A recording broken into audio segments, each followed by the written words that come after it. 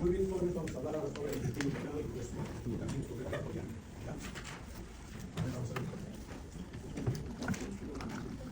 No me canso. ¿Cómo? Ven, a ver, ¿qué miras ahí? Ya, entonces tengo las características del modelo. No voy a contestar. Dime. El duodeno es una de las tres porciones del intestino delgado. Las características. Características, tiene el epitelio, si no me equivoco, cilíndrico o simple. Esa es la histología, anatomía. Ok. Esta hay una por un, bueno, en su porción principal tenemos la fila del estómago y bulbo duodenal. Primera porción superior, tiene 4 porciones, si no me equivoco. La primera porción es la superior, la segmental, la horizontal y la segmental. ¿Y qué características tiene la primera porción? Repite las porciones a ver del modelo. ¿Cuántas porciones tiene el modelo? ¿Cuántas tiene? ¿Cuántas? Nombre. Superior no, no es superior. Si nosotros quisiéramos simplificar, porque ustedes, ya todo fácil. Primera porción, segunda porción, tercera porción, cuarta porción, ¿qué tal? ¿No? Pero superior no. ¿Se dan cuenta? Superior no, ese nombre no existe. Primera porción sí, es un nombre, pero superior no existe. Como ustedes ven, ahí dice, primera porción, dice superior, ahí dice, ¿no? Entre paréntesis, pero ese nombre no es correcto. Las médicas es superior. ¿Cómo también se llama la primera porción? ¿Para qué? Bulbo duodenal. ¿Qué característica tiene el bulbo duodenal? A ver, ¿quieres saber? Un poquito fuerte para que escuchen, ¿no? La primera porción mide aproximadamente 5 centímetros y los 2 primeros centímetros justamente se encuentra el bulbo duodenal. El bulbo duodenal tiene mesenterio, por lo cual también tiene cierta movilidad, mientras que el recto, sería la parte distal, de la primera porción no tiene mesenterio, no tiene movilidad, es decir, está directamente posicionada en la parte posterior de la pierna. Dos o tres características nada más, ¿ya? No se llama de repente mesenterio, ¿no? El mesenterio es el meso del yeyuno y el ilio. En la primera porción del modelo, que es el bulbo duodenal, tiene meso. Tiene meso. Hay 5 elementos anatómicos en el abdomen que tienen meso. ¿Cuáles son? A ver, ¿qué estructuras en el abdomen tienen meso? El duodeno no tiene meso.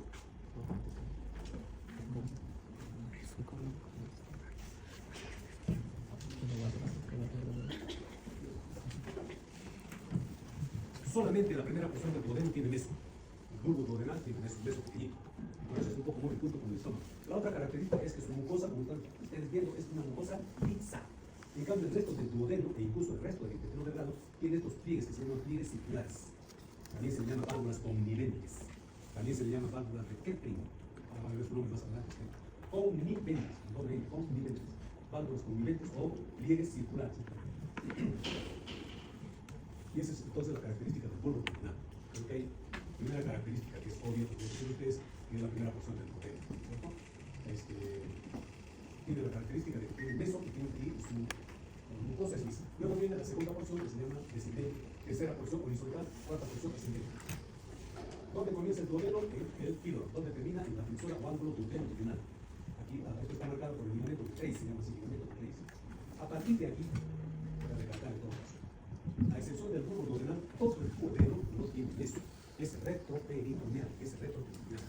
Y como no tiene meso y es retroperitoneal, es como si estuviera pegado a la pared. Entonces es fijo, es una estructura fija. No tiene movimiento, está ahí, como pegado a la pared. Basta que tenga meso, entonces ya le da cierta movilidad. Como tiene, por ejemplo, el yeyuno y el ilio.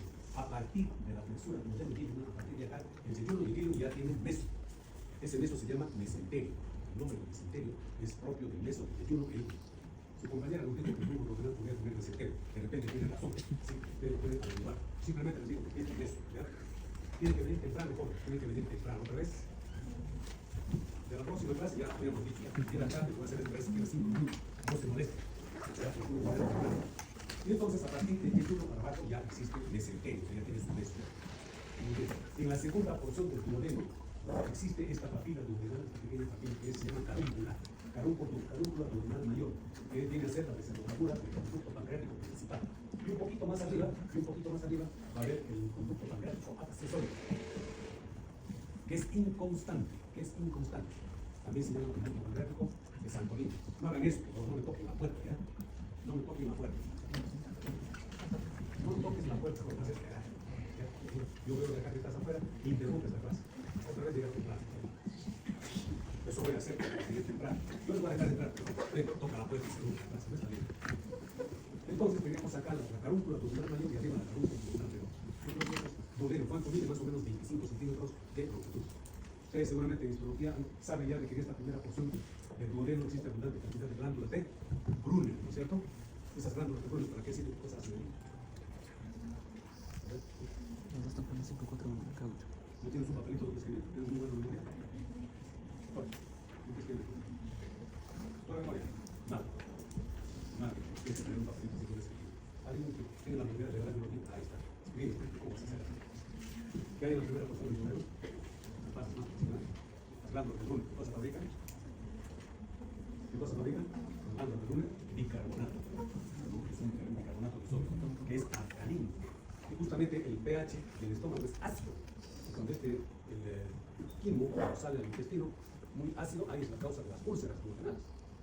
Y entonces las glándulas de Brunner neutralizan la acidez del estómago. Esa es la causa, ¿no? Esa es la razón de ser de esas glándulas de Brunner. Eso es conocimiento de histología. Creo que hemos complicado todo lo que es ya duodeno. No sé si tiene alguna pregunta.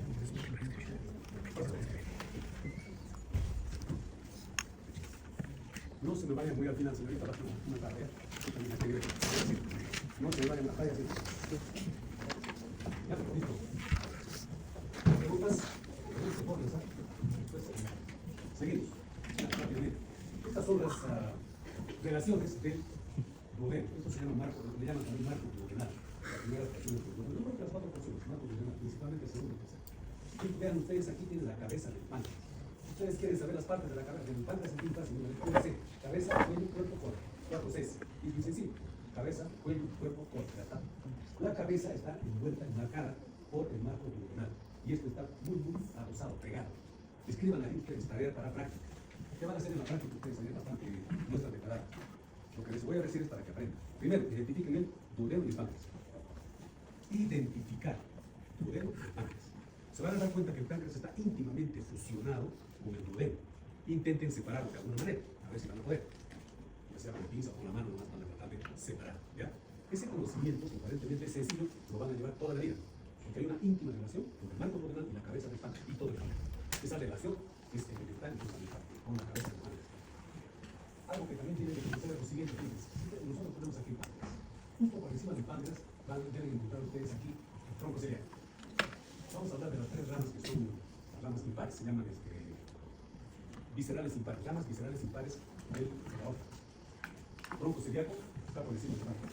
Entre el páncreas y el duodeno van a encontrar ustedes la arteria y la vena mesentérica superior. Y por debajo del duodeno, más arriba, como está en la figura, a este nivel está la arteria y vena mesentérica inferior.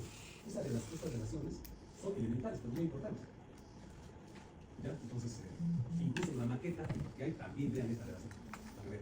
Primero vean la maqueta y después vean el cadáver. Como las piezas de cadáver están en un estado calamitoso, pero sin embargo es un reto que esos restos, digamos, que existen en los cadáveres disecados, usando un poco de lógica, ustedes pueden encontrar las estructuras anatómicas que buscan. Y así aprenden. ¿No? Cualquiera dice, no, esta cadáver, hasta el cielo no sirve para nada. No. ¿Ustedes cómo creen que los antropólogos, los arqueólogos, ven un cráneo de una persona que ha vivido hace 100.000 años? De ese cráneo saben si es hombre, si es mujer, si tiene buena dentadura o no, qué edad tuvo al morir, ¿no? Los puntos craniológicos nos dicen cómo era su cerebro, un montón de cosas sacan, un montón de datos. Entonces, ustedes teniendo toda la mano allí, ¿cómo van por esa cara? Entonces, es cuestión de pensar, de analizar, de insistir con las piezas anatómicas que hay. Lo más fácil, lógicamente, es así, cuando muestra una maqueta, ya está todo listo, pero es bueno, en referencia. Pero después agarran su guantecito y gusto. Si tienen tiempo, vénganse. Para que practiquen anatomía en el anfiteatro, cuéntenle un horario especial. Creo que nada más, eso es lo fundamental. Pregunto, jóvenes, fíjense, esta imagen es de Necker. Si ustedes se dan cuenta, cuando yo pongo imágenes de Necker, son imágenes que ustedes deben, les invito a que ustedes vean en el Necker. En el Necker tienen, por decir, con 500 dibujos. Ustedes pueden ver los 500 dibujos, ven los 500 dibujos. No, es demasiada información. Pero hay algunas de esas imágenes como esta que son fundamentales. Esas las pongo acá. Entonces, les invito a esto es Necker. ¿No? Vean la imagen y busquen Necker. Si ustedes van a recordarse, por ejemplo, esta es una de las primeras imágenes que también les he mostrado. También es muy bien. Acá ustedes sacan un montón de conclusiones.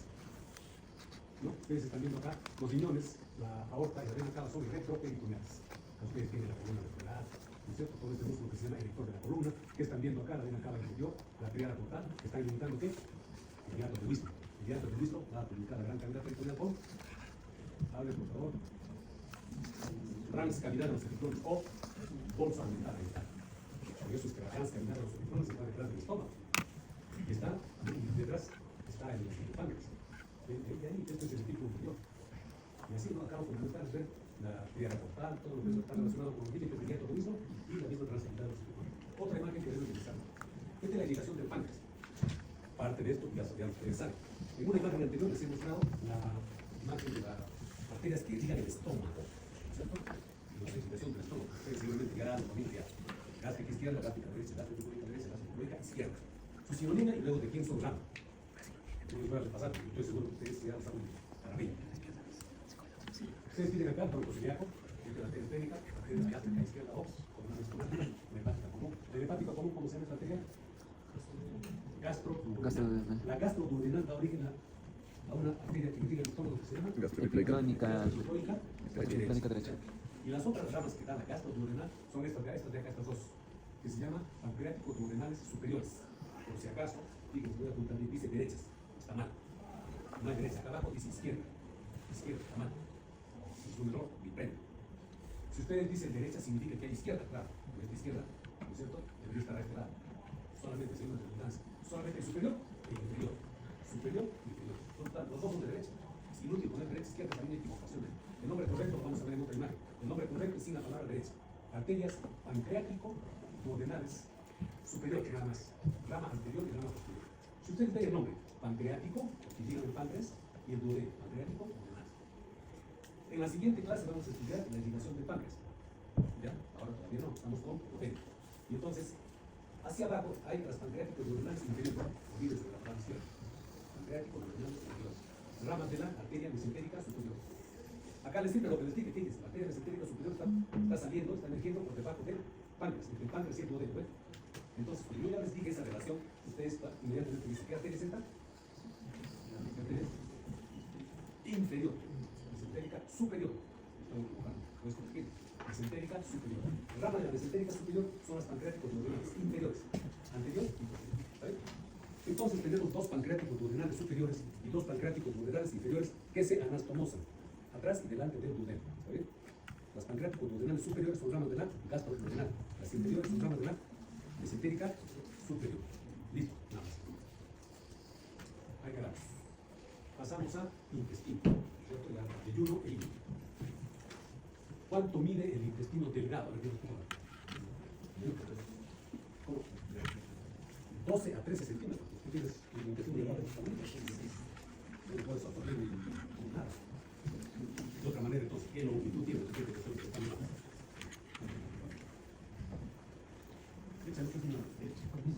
¿Y es que? Metros. Centímetros. Un promedio de 7 metros. 7 metros. 7 metros. Te voy a contar bien, más o menos un paso de un metro. 1, 2, 3, 4, 5, 6, 7, hasta acá. Ese es el intestino. Lo que pasa es que está sumamente plegado. Un promedio de 7 metros. De esos, las dos quintas partes primeras es yeyuno y las 3 quintas partes distales son híleo. Yeyuno, híleo. Todo es intestino delgado. ¿Y en qué se diferencia? Hay diferencias. A ver, vamos a ver. ¿Qué diferencias habrá con lo mejor? Dice seco, ¿verdad? Digo seco. ¿Qué diferencias se encuentran entre yeyuno e híleo? Pues igualito. En su irrigación, a ver, ¿qué pasa en la irrigación? Asas más largas. Arcos. ¿Quién tiene arcos más largos? Ya. Más pequeñas. Menos que aquí. ¿En calidad o en tamaño? Menos. Ya, en una imagen nos vamos a ver eso. En una imagen nos vamos a ver respecto a las arcadas que forman la arteria intestinal. Otra diferencia, a ver, ¿tu nombre? Luis. ¿Ah? A ver, ponte pues, ahí ponte pues. Luis. ¿Luis qué? Luis Fidel. Vamos con Luis Fidel, digamos. ¿Qué otra diferencia encuentras entre yeyuno e híleo? Nada, no hay diferencia. A ver, ¿tu nombre? Rodrigo.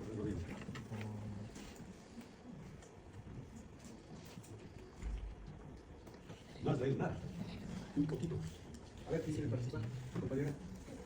Fuerte. Tiene paredes gruesas y tiene paredes delgadas. Paredes gruesas, paredes delgadas, esa no es la diferencia, sino el grosor. El grosor.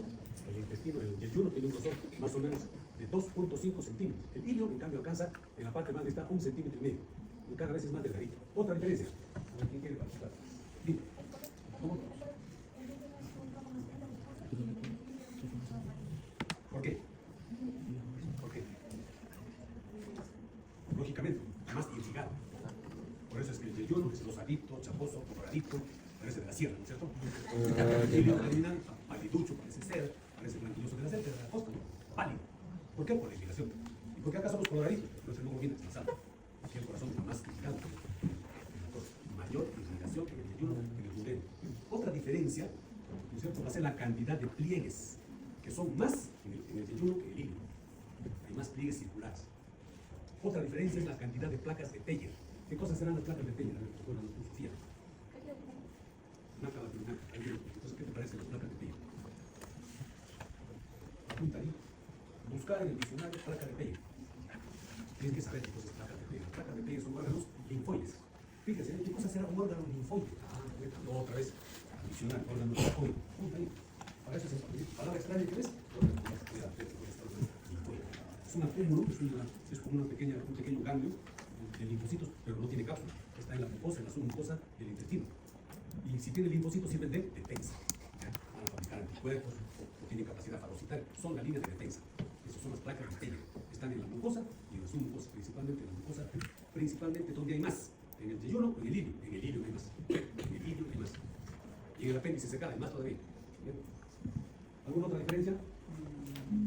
¿Alguna otra? Creo que no. A ver, para que después te vas a sacar alguna. Esto es lo que se refiere a su compañero. En el yeyuno hay esto, ¿ves? Pocas arcadas. En cambio, en el ilio hay más arcadas. Una arcada, dos, a veces hay como 3 pisos. Más pequeñas, pero más pisos. Acá también, pero solamente un solo piso. En conclusión, esto no significa que este sea más vascularizado. Aparentemente, tú puedes decir, esto está más vascularizado porque tiene más arcadas. No. Tiene más arcadas y sin embargo es menos vascularizado que el yeyuno. Pero sus arterias se disponen así. ¿Esta arteria cómo se llama, por favor? A ver, fíjense. Esta arteria. ¿Cómo se llama? Se llama, vamos a ver. Arcadas. Esta sería la mesentérica superior. Y esta de acá son arterias intestinales, se llaman. Arterias intestinales. Y entonces, yo les pregunto, ¿quién irriga el yeyuno e ilio? ¿Quién irriga el yeyuno e ilio? ¿Qué me contestarías? Fuerte. En general, claro, pero ya digamos, yendo un poco más a lo fin. La mesentérica superior, su compañera, está perfecto, me parece bien. ¿Quién irriga el intestino delgado? La arteria mesentérica superior. ¿No es cierto? Pero ¿qué ramas de la arteria mesentérica superior irrigan las de yeyuno e ilio? Se llaman arterias intestinales. Y todavía más, pueden decir arterias yeyunales y arterias ileales. Las arterias yeyunales y arterias ileales son ramas de la mesentérica superior que van a irrigar el intestino delgado. Bien, seguimos. Esa es la mesentérica superior, rama de la aorta, rama única, no es mesentérica derecha, mesentérica izquierda. Y entonces, fíjense, esta es la arteria mesentérica, todo es mesentérica, sus ramas son las intestinales, ¿no? Estas serían yeyunales, estas serían las ileales. Estas arterias intestinales van a formar estas arcadas. Son largas pero únicas, y cuanto más distales son, hay mayor cantidad de arcadas. Pero es muy importante que de estas arcadas salen estas arterias que se llaman rectas, las que van a irrigar directamente el intestino, arterias rectas.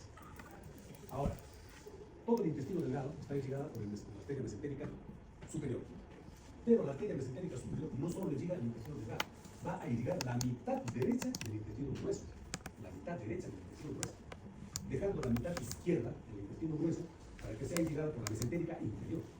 Y entonces, las ramas que van a irrigar el lado derecho del polo, del intestino grueso, es la cólica media, la cólica derecha y la ileocólica. Más arriba, recuerden que aquí están pancreático, duodenal inferior. Acá sí el nombre está correcto. Acá no dice derecho izquierdo, es pancreático, duodenal inferior. Listo. Ya saben que es anastomosa con los pancreáticos duodenales superiores, anterior y posterior, que son ramas de la gastroduodenal. Ileocólica. La ileocólica. Ahora fíjense, esta es la mesentérica. Se anastomosa con la ileocólica. ¿Cierto? Se anastomosa. Es la arteria que se anastomosa consigo misma. Esta anastomosis, donde una arteria se anastomosa consigo misma, se llama anastomosis por inosculación. Sí, inosculación. La palabra ósculo, ¿qué cosa significa? Beso, ¿no? Entonces supongo que inosculación será algo así como besarse a sí mismo, ¿no? Para que se acuerden algo. publicidad, continuos publicidad. La ileocólica, que está subrayada acá, rama de la mesentérica superior, a su vez va a dar 4 ramas o 5 ramas principales, 4 o 5 ramas. Y es por eso que esta arteria también se llama ileo, colo, biseco, apendicular. O sea, serían 5 ramas. Ileo, colo, biseco, apendicular. De repente por ahí a alguien se le ocurre alguna regla técnica con la manito, ¿no es cierto? Ileo, colo, biseco, apendicular, 5 ramas. Y entonces a la arteria le pueden llamar así, la arteria ileo, colo, biseco, apendicular o ileo, colo. ¿Por qué ileo? Porque va a dar ramas para el ileo terminal. Ileo, colo, porque va a dar una rama ascendente para el colo descendente. Ileo, colo, biseco. Seco significa arterias secales anterior y posterior para el ciego. Y apendicular es venga con una ramita para el apéndice.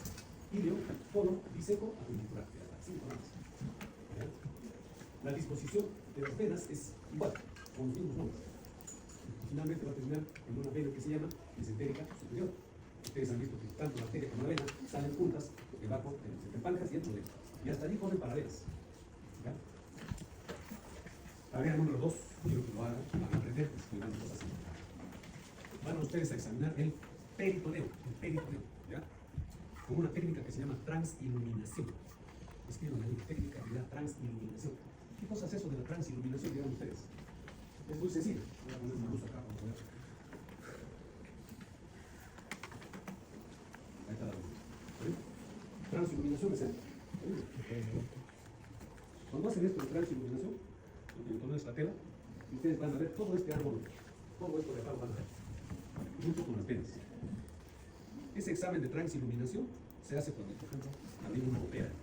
Se opera intestino y quiere hacer una resección intestinal, hacen el examen por transiluminación en plena operación, ¿no?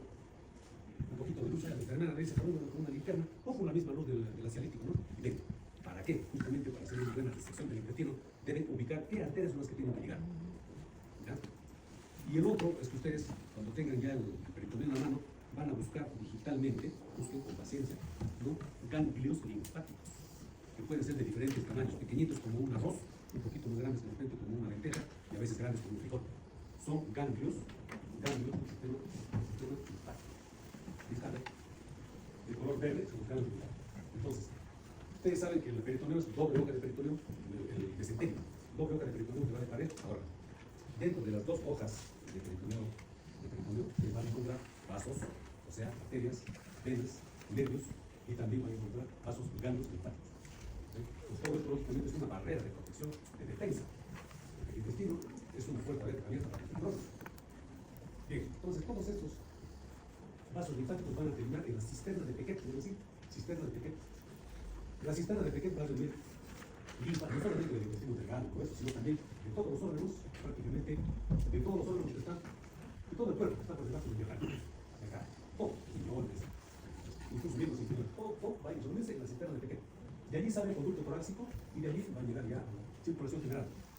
Va a desembocar en el ángulo yugular subclavio. Es el ángulo que está en el cuello entre la subclavia, la vena subclavia y la yugular interna. Allá hay un ángulo.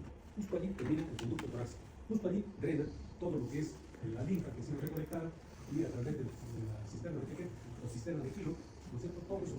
De tal manera que el conducto torácico tiene que ser el vaso linfático más grande del organismo. En este caso, este conducto torácico está drenando toda la linfa del diafragma para abajo, en el cuerpo inferior. Bien, seguimos. Ustedes tienen aquí la estructura del intestino delgado. Ustedes ya saben, con histología, las diferentes capas, en este caso el intestino delgado, ¿cuáles son? Muscular. Y serosa. ¿Qué es la serosa? ¿Qué es? Como un cilindro, no sé. ¿Qué es? ¿Qué es ustedes? Peritoneo visceral.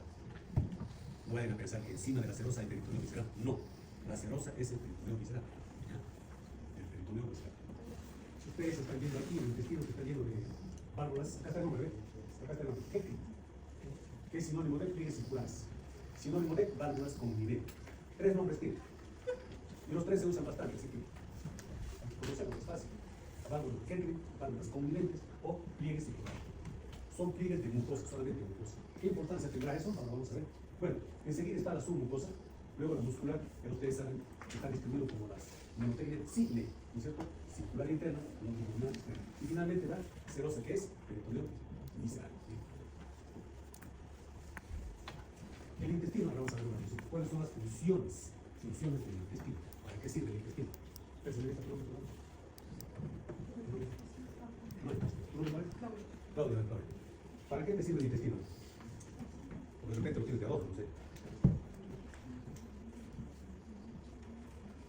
¿Para qué sirve el intestino? ¿No ves?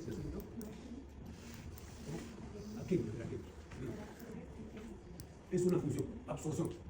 Su compañera dice absorción de nutrientes. El intestino no solamente absorbe nutrientes. ¿Qué más va a absorber? ¿Tú quieres hablar aquí? El peristaltismo también. El peristaltismo, no sé si será una función, ¿no? Podría ser una función secundaria que sirve a. Peristaltismo, obviamente, ¿no? Peristaltismo va a servir para que el contenido intestinal progrese. Bueno, esa es una función. ¿Ya? ¿Otro? Su compañero dice absorción. Bien. ¿Absorbemos solamente nutrientes? No. ¿Qué más vamos a absorber? ¿Cómo quieres hablar? Dime. ¿Cómo estás la mano? Sí. ¿Cómo? Fuerte. Electrolitos. Podríamos considerar electrolitos como micronutrientes. Agua también, agua, electrolitos, alcohol. También el alcohol. Pero el alcohol se absorbe más en el estómago. Y se absorbe, pero así. Por eso es que uno se toma un traguito. 2 minutos y ya estás cantando. Es rápido. El alcohol se absorbe, ¿no? Posiblemente el intestino también absorbe, ¿no? Pero el estómago no le da tiempo, pues. Antes de que llegue al intestino, el estómago dice, el cerebro llega. Ya nos alegramos. El intestino va a absorber medicamentos, drogas, antibióticos. Por eso es que muchos medicamentos se dan por vía oral. Es como un antibiótico vía oral. No todos los antibióticos se absorben por vía oral. Por eso es que hay condiciones. Depende del medicamento. Y también veneno, tóxicos. Y se absorben rápido. En esta época de cosecha, ¿no? Un poco antes, aquí en el Valle del Cantaro se utiliza mucho el folidol, después el tetraquio, TDT, ¿no es cierto?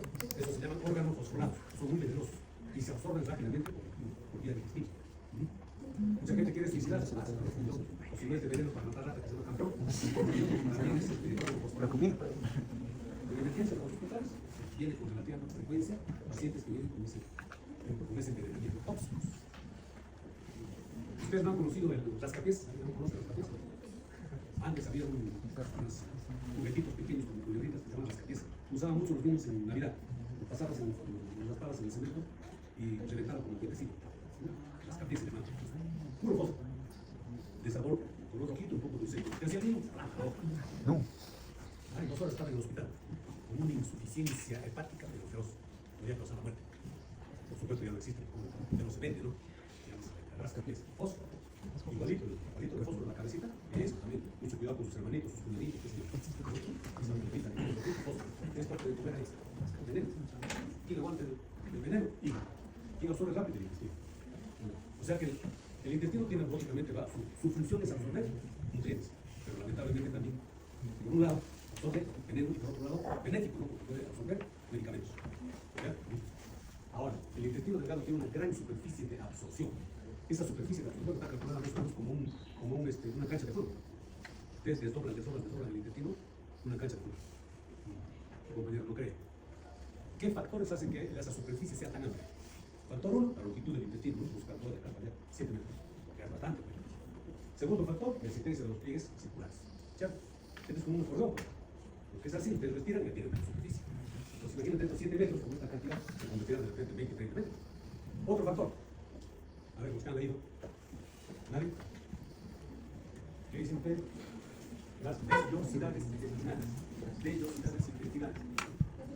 Amplía la superficie de absorción. Fíjense la base de una vellosidad. Así pequeñita. ¿Cuántas veces amplía su superficie? Calculo siquiera 10 veces, ¿no? La existencia de vellosidades intestinales. Y todavía hay otro factor. Las microvellosidades intestinales. Microvellosidades. Bueno, para comentar esta imagen que ustedes tienen acá, ¿no? La mucosa, la submucosa, la múscula, también tenemos acá estos anguleritos que son los, ¿cómo se llama? Criptas de Lieberkühn, ¿no es cierto? Entonces, en las criptas de Lieberkühn, están las glándulas intestinales que van a segregar jugo intestinal. Por eso, las dos grandes funciones del intestino delgado, primero es la absorción, o el proceso antes sería la secreción de jugo intestinal. Secreción de jugo intestinal. El jugo intestinal se va a producir en las criptas de Lieberkühn, ¿cierto? Y van a salir principalmente enzimas que van a realizar la digestión. Y la otra gran función va a ser mediante las vellosidades intestinales. Entonces, las dos funciones principales es secreción y absorción. Secreción, dile. ¿Se puede repetir de las criptas, doctor? Criptas de Liederkund. Con K, Liederkund, criptas de Liederkund. Allí están las glándulas intestinales que van a segregar enzimas. Las enzimas son las que van a causar la digestión de los alimentos. Fíjense que en la submucosa no están las arteriolas y arterias, donde van a partir ya capilares para los capilares arteriales y venosos para las velocidades intestinales. Acá tienen otra imagen de lo que es. Acá tienen ustedes una función de que estas células se llaman enterocitos. Entre los enterocitos hay esta célula caliciforme, ¿no? Esa célula la producimos pocos. Hay mucha mayor cantidad del intestino grueso para lubricar las heces. Entonces acá tienen una velocidad y cada enterocito tiene microvelocidad. Gran cantidad. Entonces, bueno, los que han calculado los números de superficies llegan a la conclusión de que es una superficie de absorción enorme. Ahora, fíjense, aquí está entrando una arteria y una vena hasta formarse capilares. Entra la arteria por acá, lógicamente va a girar la misma velocidad. Acá se produce la absorción, las venas, de los alimentos vivos. Y esta vena se va a la vena porta y de la vena porta se va al hígado. O sea que esta vena que sale después de haber absorbido los micronutrientes lo va a llevar al hígado, que es el gran laboratorio donde se va a procesar estos micronutrientes. Pero nosotros tenemos acá lo que se llama el cilindro central, que es un vaso linfático. Y este vaso linfático, el cilindro central, va a absorber la mayoría, más o menos un 80-85% de las grasas. Y entonces, ¿dónde va? ¿Acabamos de ver dónde va? ¿No? ¿Se van a reunir dónde? A las cisternas de Petquet. Y de allí se va al ángulo yugo subclavio y a la circulación general. Y de esa manera también llega al hígado. Y entonces, ¿qué cosa es la digestión? La digestión que comienza en la boca, cuando masticamos ya empiezan a ver ya algunas enzimas que empiezan a actuar en los alimentos. Llega al estómago y allí continúa ya la digestión, ¿no es cierto? Allí hay una enzima importante que se llama pepsina, ¿no es cierto? Y aparte las moléculas de las proteínas. Luego, como kilo, pasa al intestino delgado y allí va a recibir las enzimas que están fabricadas, que son secretadas por el intestino. Después por el páncreas, ¿no? Y la vesícula biliar que fabrica la bilis, lo que va a producir con las grasas es lo que se llama un fenómeno de emulsificación. Eso significa que las bolitas de grasa las hace cada vez más pequeñitas, de tal manera que amplía su superficie para que puedan actuar las enzimas que van a digerir las grasas. Ustedes saben que los tres alimentos principales son hidratos de carbono, grasas y proteínas. Pero una proteína, ¿qué es una proteína? ¿Qué nos explica? Conjunto, también es una cadena de aminoácidos. O sea, la proteína es una macromolécula.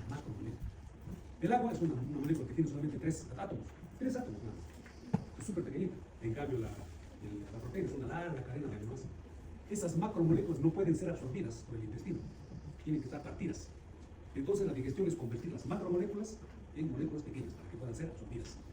Entonces las proteínas, mediante la digestión, son partidas en aminoácidos.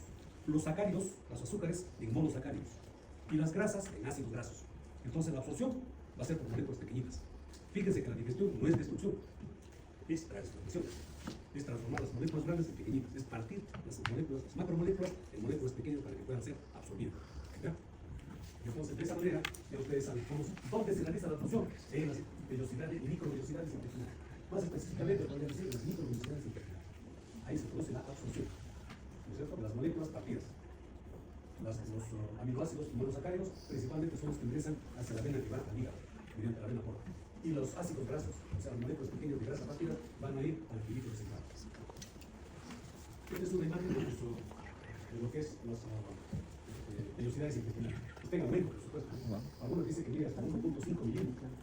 En una persona viva, si ustedes ven el intestino en el muerto, seguramente va a ser difícil de ver porque ya tiene pulmones y se contrae, ¿no? De todas maneras, de repente, si tienen curiosidad, pueden ver una buena lupa, porque de repente pueden ver algo, ¿no?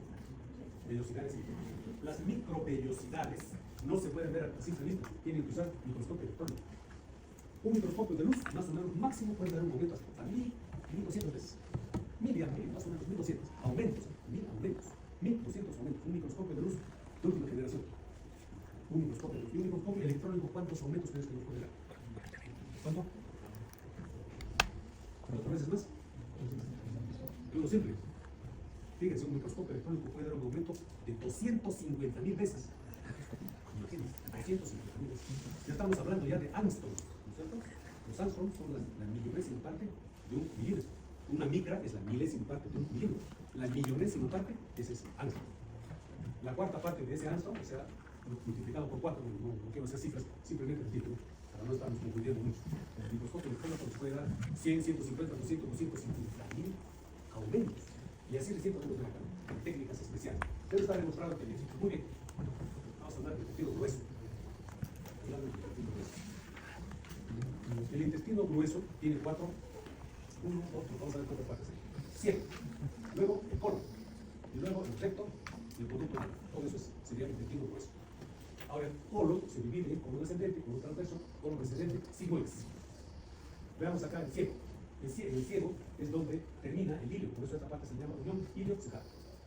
Y el hilo va a terminar en esta válvula se llama válvula ileocecal, que tiene el labio superior y el labio inferior. Y más abajo nosotros en el ciego vamos a ver los beneficios del apéndice cecal. El apéndice cecal es un vestigio del intestino grueso. No tiene función, salvo la de defensa, porque el apéndice tiene gran cantidad de placa pequeña. El apéndice tiene meso.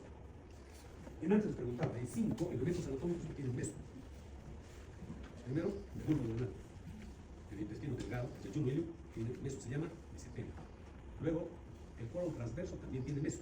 ¿Cómo se llama el meso del colon transverso? Mesocolon transverso. ¿Cómo se llama el meso del órgano que sigue? Sigmoides. Mesosigmoides. ¿Y cómo se llama el meso del apéndice? Acá también lo ves. El meso del apéndice. Mesoapéndice. El único que no tiene nombre es su compañera insinuó que podría tener mesenterio. Si es parte del intestino delgado, merecería llamarse mesenterio. Muy bien. Entonces, bulbo duodenal, el yunno ilio, colon transverso, colon sigmoides y apéndice. Tiene meso. Luego vemos nosotros el intestino grueso. El intestino grueso mide más o menos 1,50 m, algunos dicen hasta 1,80 m de longitud. El intestino grueso tiene el ciego, el colon y el recto. El colon ascendente, el colon transverso. ¿Qué características va a tener entonces aquí el intestino grueso? En primer lugar, tiene abondonaturas, que se llaman austras. La palabra se escribe con H, austras.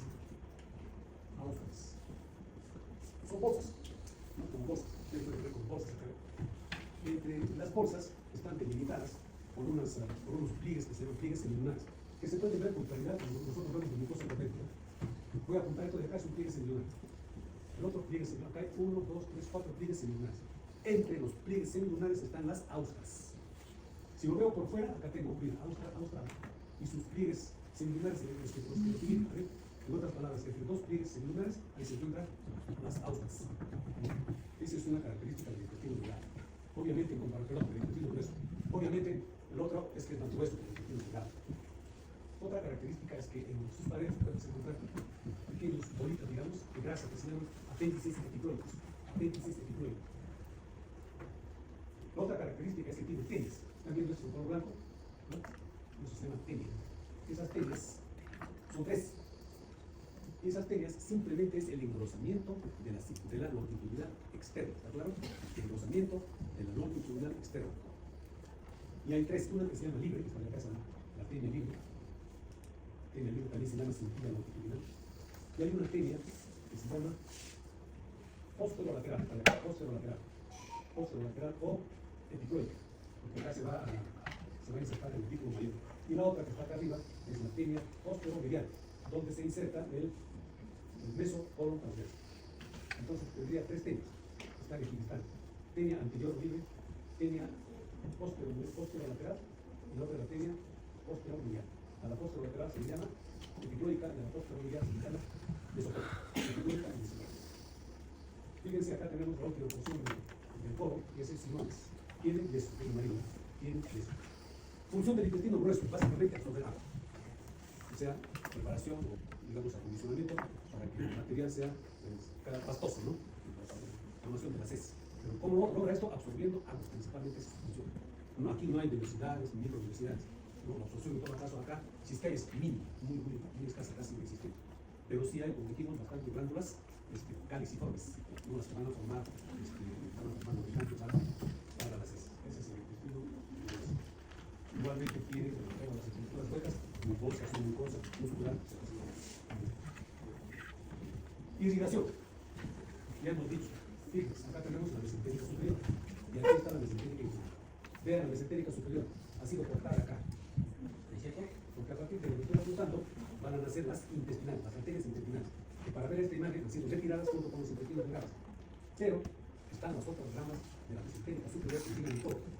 Cólica media, cólica derecha, ileocólica. ¿No es cierto? Muy bien. Ramas de la ileocólica, fácil de ver. Ramas de la ileocólica. La ascendente, cital y appendicular.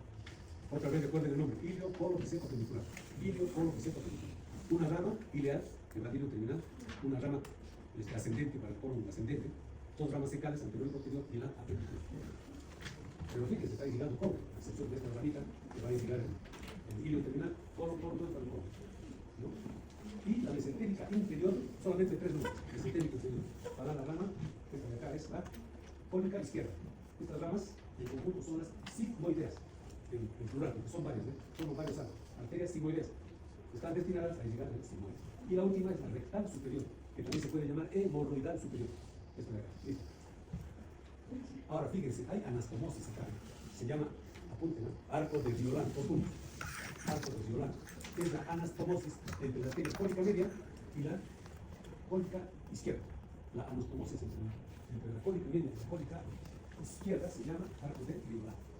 ¿Por qué es importante el arco de Violán? Porque está marcándonos la anastomosis entre la mesentérica superior y la mesentérica inferior. Anastomosis muy importante. Si falla una de las mesentéricas, esa anastomosis va a tratar de suplir la ligación por la obstrucción de las dos arterias. Y el otro concepto se llama arco de Violán, se llama arteria marginal. Esa es la arteria marginal. Todo lo que está marcado en el escrito es la arteria marginal. Como ustedes ven, está formado por las anastomosis de las diferentes arterias que irrigan el intestino grueso. Se forman como marcadas, ¿no es cierto? Anastomosis, eso se llama arco de Violán, perdón, arteria marginal. Arco de Violán no solamente, el arco de Violán sería una parte de la arteria marginal. Hagan su propia investigación, ¿no? Eso es lo que yo leí. A veces de repente, a un alumno me gustaría que me dé la contra y me diga, no, todo eso es mentira. El arco de Violán es otra cosa. ¿No? Vean, investiguen, entonces pueden tener un aporte a la clase. Vamos a ver, esa es una apendicitis inflamada, apendicitis aguda, que es una de las enfermedades más comunes, y en todo caso es, en casi todos los hospitales generales, el número uno en operaciones de emergencia, apéndice. El apéndice, cuando está un poco inflamado, es fácil de sacar a través de una incisión pequeña, pero a veces ya, en este caso, ya es un apéndice como pero también a veces puede ser un abordaje pequeño. Acá se ha retirado el meso y se ha ligado la arteria appendicular y la vena tubular. Y les queda así, ¿no? Entonces, en este momento se cierra. Entonces acá se pone una cerrada, encima de nudo se pone una pinza y se secciona. Y toda esta pieza anatómica afuera, ¿no? La operación se llama apendicectomía. Pero muchas veces el apéndice, cuando ya, por eso el diagnóstico tiene que ser precoz para que el tratamiento sea lo más precoz posible. Pero si por X razones el diagnóstico se demora, entonces puede hacer que el apéndice por la infección se perfore. Y cuando el apéndice se perfora, gran cantidad de microbios salen. ¿Y a dónde van? Al espacio peritoneal. Y van a causar una peritonitis generalizada. Podría ser localizada porque el que va a defender es el epítelis mayor. ¿No? Pero en muchos casos se inflama todo, peritonitis. De la peritonitis, no, campofelia, porque puede ser mortal. O jardines de la paz. Esta es otra patología, se llama vólvulo del sigmoides. Vólvulo del sigmoides. Ustedes saben que el sigmoides tiene meso. Voy a dibujar acá, por ejemplo, el intestino. Por acá puede ir hacia colon ascendente y por acá puede estar el recto y el largo. ¿Qué característica tiene el sigmoides? Tiene beso. Tiene beso. ¿Cierto? El vólvulo del sigmoides es frecuente en este medio. En las personas que nacemos, vivimos mucho tiempo, toda la vida, en lugares por encima de los 2.500 metros sobre el nivel del mar. Tenemos un problema que se llama megasigma, o sea, tenemos un intestino, un sigmoides muy grande. Y cuanto más grande es, ¿no es cierto? Cuanto más grande es la base de su meso, es más angosto. Imagínense ustedes un abanico. La base del abanico es muy estrecho, entonces fácilmente puede darse la vuelta. A eso se llama vólvulo del sigmoides. ¿Qué pasa cuando hay vólvulo del sigmoides acá? Las arterias sigmoideas que están yendo hacia la entidad se van a obstruir. Va a causar también obstrucción intestinal y puede causar también sufrimiento vascular de esa parte del intestino grueso. En una radiografía se ve abundante gas. ¿No? Esto también tiene que ser diagnosticado pronto. El paciente cuando viene con esto viene con el abdomen balonado, parece un tambor. adentro tiene aire, gases, y con un dolor cólico espantoso. Ahora, si esto es reciente, se le podría aplicar un edema evacuante. Esto si es volveriza, y el paciente arroja bastante materia fecal con gases y tranquilo. Pero eso no lo va a curar, porque la próxima puede volverse a regular. Ustedes pueden ver acá una radiografía. Se llaman niveles hidroaéreos. Aire, gran cantidad de aire, objetivo grueso. En el momento de la operación, fíjense, eso que parece una llanta de carro es el signo. Fíjense la mano del cirujano y el tamaño del signo. Uno cuando hace la devolvulación, o lo que está torcido, las regresas a su sitio. Entonces las arterias y venas que están obstruidas empiezan a fluir. Y después de unos minutos, 5 minutos, ven como esto rosario. Pero en ese momento se aprovecha para hacer la sigmoidectomía, o sea, la extirpación del sigmoide. Y luego hacen la anastomosis terminal. Las bocas que quedaron libres, ocultas y locas. Se llama anastomosis. No, la operación se llama sigmoidectomía total más anastomosis terminal. Pero el paciente no siempre llega así. Puede llegar ya con signos de necrosis. O todavía a veces más tarde, con signos de infección. Y entonces, tengo este górnulo, no, lo tengo que sacar. Pero no puedo hacer anastomosis. Lo que tengo que hacer se llama colostomía. En la colostomía, la parte distal o cierro, se llama desfuncionalización del recto, por aquí ya no van a pasar las heces. Y el intestino grueso, ustedes hacen un orificio del abdomen y el intestino grueso sale por ahí. O sea que la arteria fecal va a salir por ahí. La operación se llama colostomía. Cuando el paciente ha mejorado su estado general, ya no tiene infección, ganó peso, etc., se vuelve a hacer otra operación que se llama reanastomosis. Entonces cierran la colostomía y vuelven a su lugar original. ¿Ya? Este es otro que se llama divertículo venéfico. Seguramente en neurología han estudiado, y si no lo han estudiado, repasen, por favor, el libro santo. Divertículo venéfico. Persistencia del conducto broncomesenterico. O sea, hay una continuidad de lo que se llama el intestino medio y, ¿ustedes saben? No me acuerdo bien el nombre. ¿Cómo se llama? Ónfalo-mesentérico, sí. Pero el conducto ónfalo-mesentérico está comunicando el intestino medio del embrión con hacia afuera. Cavidad serótica, creo que es. Y la persistencia del conducto ónfalo-mesentérico va a quedar el intestino delgado y sale como un chupo ahí. Ese es el divertículo medio. A veces es más grande. Y bueno, esto más o menos va a ocurrir unos 20, 25, 30 centímetros de la válvula ileocecal. Y esto puede ser asintomático. Dicen 3% de la población. O sea, 3 de cada 5 tenemos este divertículo venéfico. Asintomático. Pero a veces inflama, como el apéndice, y se comporta como una apendicitis. Y la enfermedad se llamaría diverticulitis. ¿Cierto? Seguimos. Ese es el cáncer de colon. No nos queda mucho tiempo, pero creo que en práctica tienen que aprovechar ustedes para rápidamente lo voy a decir. El recto que mide más o menos 15 centímetros de longitud, el recto comienza en la unión recto sigmoidea y termina en el orificio anal. Termina en el línea, dice línea, casi en línea, recto anal. Muy bien. Fíjense, la mucosa es acá la mucosa es lisa. Otra característica es acá el sigmoide, cuando tiene beso, se mueve. En cambio, el recto, cuando tiene beso, es fijo. ¿No? Tiene también como características de existencia de estas válvulas que se llaman requistos, válvulas de requistos, que hacen que el intestino tenga cierta sinuosidad. Nos importa mucho el conducto anal. Aparte de la irrigación, no vamos a ver en la próxima clase, hablamos de la famosa portocava, nos vamos al conducto anal. El conducto anal no es igual que ano. Ano es sinónimo de orificio anal, pero el conducto anal es un conducto que mide, fíjense, más o menos 4 centímetros. Y se divide en dos gracias a esta línea pectina. Una porción superior y una porción inferior. Y entonces aquí esta línea pectina está formada por unas pequeñas válvulas que se llaman válvulas anales. Y acá, de las válvulas anales para arriba, están las columnas de Morgani o columnas anales y los senos, que son como pequeños recesos detrás de cada válvula anal. Si uno une las válvulas anales para formar la línea pectina. La línea pectina es muy importante porque esta nos hace recordar a la línea Z de la unión gastroesofágica. O sea que aquí también hay un cambio de epitelios. De acá para arriba hay un epitelio intestinal, de acá para abajo hay un epitelio tipo piel. O sea, este es columnar simple y este es poliestratificado plano. También divide la sensibilidad de la línea pectina para arriba, sensibilidad visceral. Está controlada por el sistema nervioso autónomo. De la línea pectina para abajo, sensibilidad somática. ¿Ya? Entonces, la sensibilidad somática quiere decir que allí nosotros podemos sentir igual que la piel. Tacto, dolor, frío y calor. Si nosotros estimuláramos el recto con calor, no vamos a sentir. El recto y el intestino más van a reaccionar a la distensión. Y aparece un dolor típico visceral que es el cólico. Cólico. Entonces, de acá para arriba es sensibilidad visceral, de acá para abajo es sensibilidad somática. Bien, ahora vamos a ver nosotros lo que es los esfínteres. Esfínter anal interno y esfínter anal externo. Estamos hablando de conducto anal. El esfínter anal interno es músculo liso, un voluntario. Simplemente es el engrosamiento de la circularidad. En cambio, afuera está el esfínter renal voluntario, o externo, esfínter renal externo, voluntario. Tejido esquelético, estriado. Este tiene tres porciones, una porción subcutánea, una porción externa y una porción interna. Más profundo, más profundo, más superficial, más subcutáneo. Yo creo que algunos casos de gas dicen porciones. Porción subcutánea está más de acá, porción superficial y porción profunda. ¿Ya? De estas, la más importante es la porción profunda. Está formada por el músculo puboretral. Músculo puboretral. El músculo puboretral forma lo que se llama el anillo anorectal.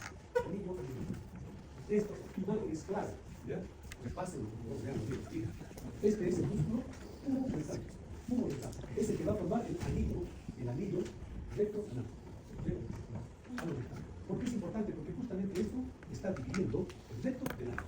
O sea, del anillo rectal para arriba, anillo anorectal. Del anillo para arriba es recto, del anillo para abajo es conducto anal. ¿Ya? Así es. Y entonces esto va a formar también un ángulo,